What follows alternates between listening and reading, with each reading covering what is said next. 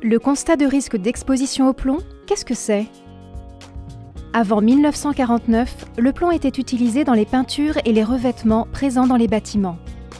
Nous savons qu'une exposition au plomb est toxique, surtout pour les enfants et les femmes enceintes.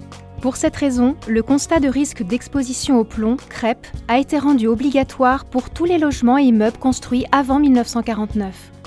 Il doit être réalisé par un professionnel certifié, mandaté par le propriétaire du bien lors d'une vente ou d'une mise en location, par les syndicats de copropriété pour les parties communes et avant la réalisation de tous travaux.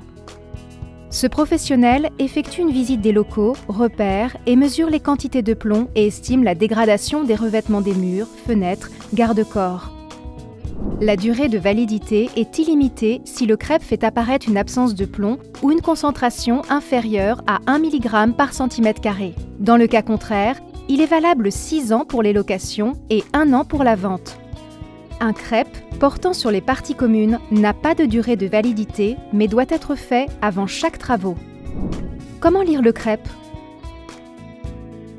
Chaque pièce est découpée en zones, elle-même composée d'unités de diagnostic. Les mesures sont reportées dans les tableaux de synthèse. Une note comprise entre 0 et 3 leur est attribuée. Voyons ce que signifient ces notes.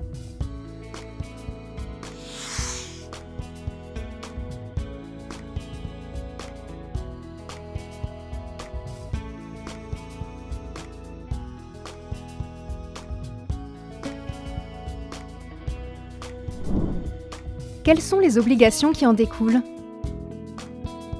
En fonction du nombre d'unités classées 3 et ou selon le risque de dégradation du bâti pouvant impacter la santé des occupants, le diagnostiqueur transmet une copie du CREP à l'ARS.